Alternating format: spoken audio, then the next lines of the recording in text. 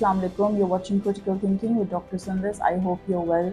अब ईद आ रही है और अब हम सब बिज़ी हैं ईद की तैयारियों में, और ये बहुत ही हम सब के लिए एक सेलिब्रेटरी टाइम है।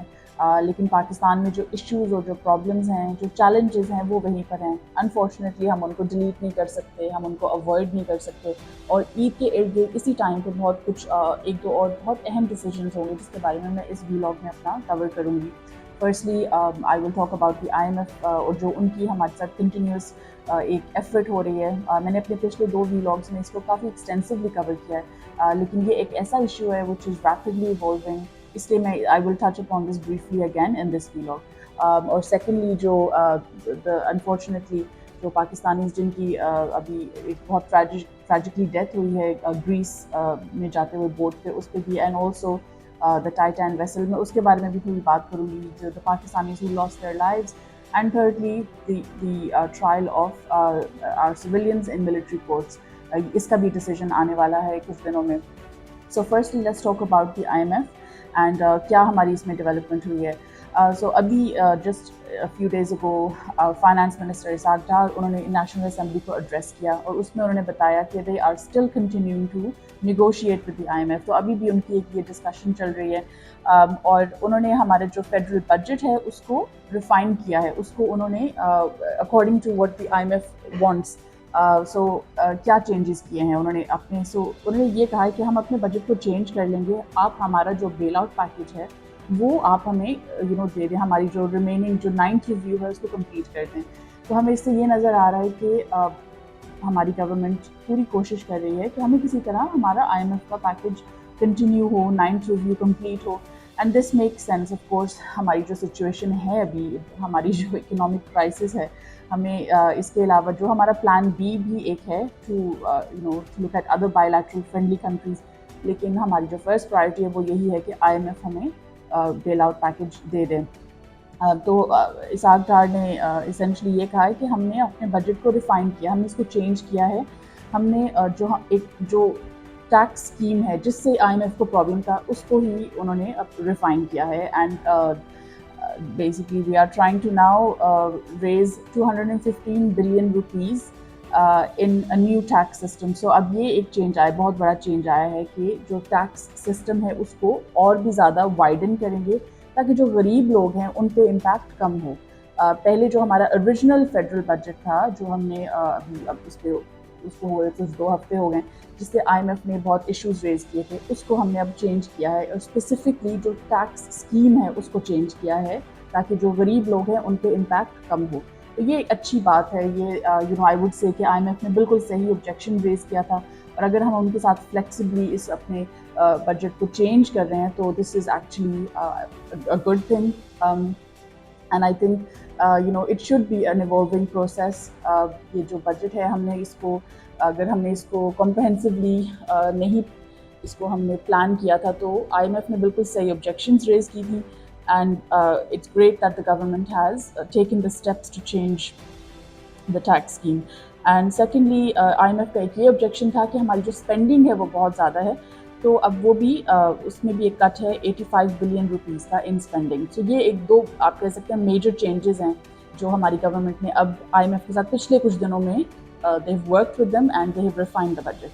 So this is the update about this, but let's see अब 5 दिन रह गए हैं, बहुत ही कम दिन रह गए हैं कि हमारा अब ये डिसीजन इस पर आ जाएगा कि IMF हमें 9th रिव्यू कंप्लीट करेगी या नहीं करेगी।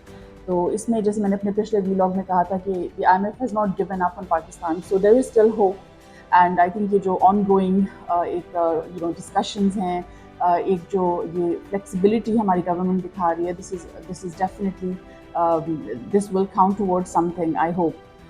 So let's see कि हमारा फाइनेंशियल और ये इकोनॉमिक क्राइसिस जो हमारे पूरी मुल्क पे लूमिंग ओवर है, इसका क्या होगा इन द नेक्स्ट। सो ये भी ईद के एक दिन बाद इसका डिसीजन आएगा।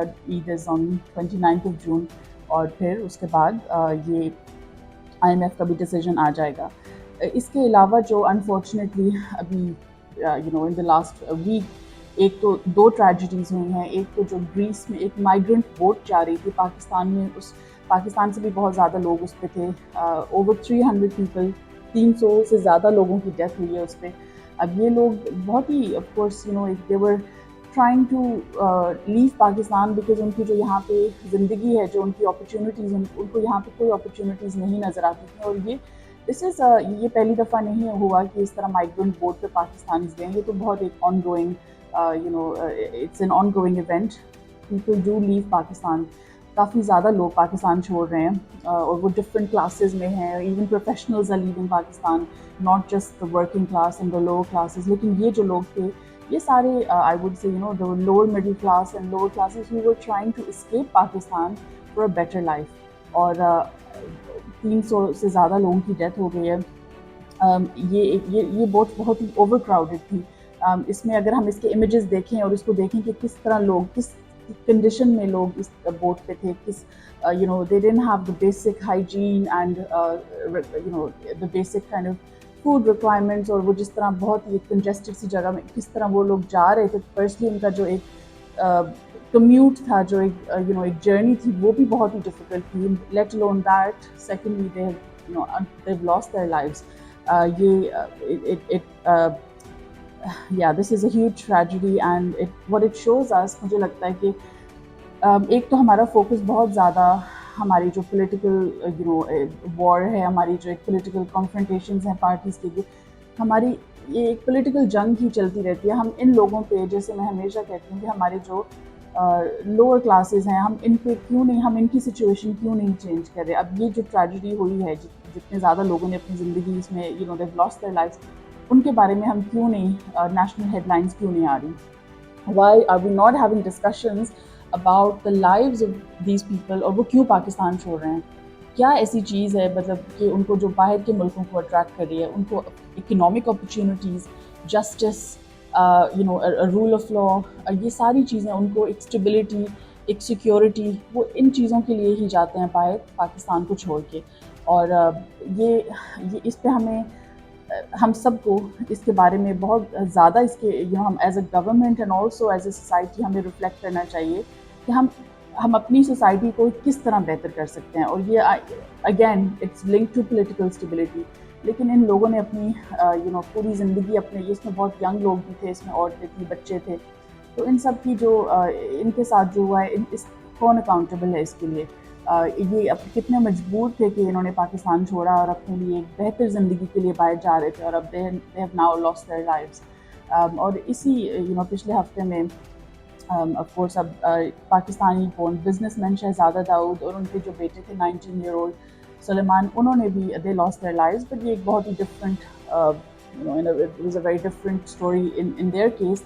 They were out on an adventure and they wanted to see the Titanic. تو وہ ٹائٹین ویسل میں they went deep into the sea and unfortunately they also lost their lives. یہ دونوں سٹوریز میں نے جب سنی اور ان کے بارے میں سوچا تھوڑا، تو I think they are both horrendous and very tragic stories, and my sympathies and my prayers and my condolences go out to their families ان سب لوگوں کے لیے. اور یہ بہت ہی ٹریجک انسیڈنٹ ہوا ہے. اور اس میں of course he was the vice chairman of Engro، تو بہت ہی سکسیزفل پاکستانی بزنس مین تھے، اور ان کے ینگ بیٹے ان کے ساتھ. تو یہ بھی بہت ہی ٹریجک انسیڈنٹ ہوا ہے. لیکن میں نے دیکھا کہ ہماری نیوز اس کو کافی زیادہ کور کر رہی ہے، ہماری media, compared to the 300 people who lost their lives in the Greece migrant boat. تو ایز اے سوسائٹی ہمارا فوکس ان دونوں سٹوریز پہ ایکول ہونا چاہیے. ہمیں ان دونوں کو ایکول امپورٹنس دینی چاہیے، کیونکہ at the end of the day دونوں میں human lives have been lost. And it makes me really sad to think about the situation of these people. وہ کس طرح پاکستان کو چھوڑ کے جا رہے ہوں گے، ان کی کیا مجبوریاں ہوں گی، اور کس طرح وہ کنجسٹڈ ایک جگہ بوٹ میں کس طرح وہ جا رہے ہوں گے، ان کو کیا what were their conditions.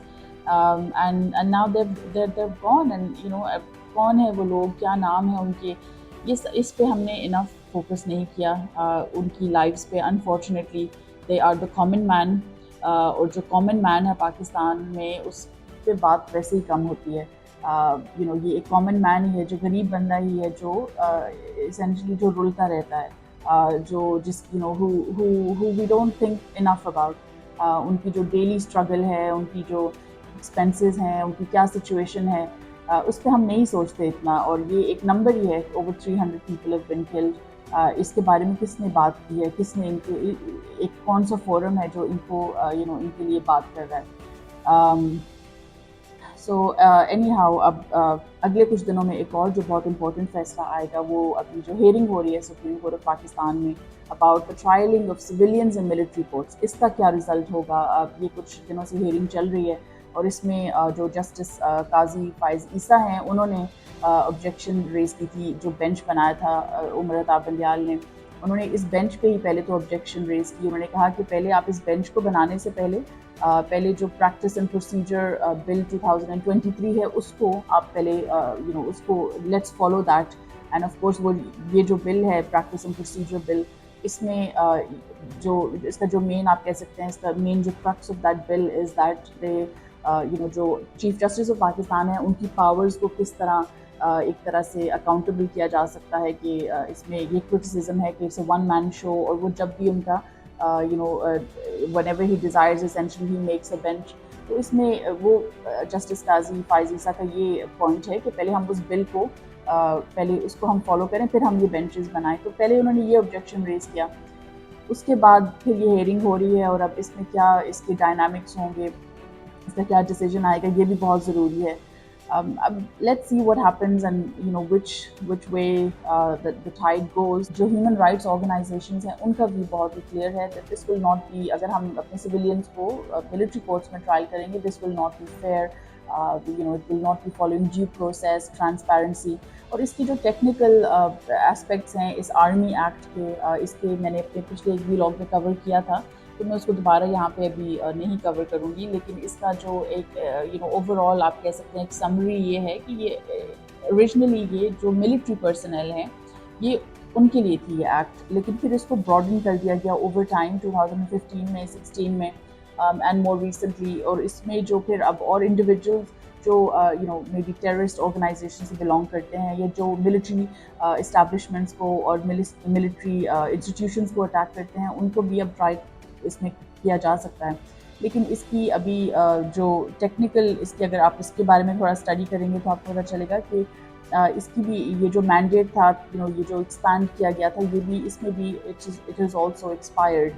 So technically speaking there is very limited scope to trial civilians and military courts. तो इसको अगर किया गया इसी तरह, तो फिर I think our government will probably face some challenges by international human rights organisations. तो अगर हम इसको थोड़ा टेक्निकली स्टडी करें तो हमें पता चलेगा कि technically speaking there is very limited scope in which civilians can be now trialed under military courts। लेकिन इतनी ज़्यादा डिटेल में unfortunately न्यूज़ हमें बताती नहीं है, तो इसको हमें खुद ही स्टडी करना पड़ता है, और we have to go back and look at all the changes in the law.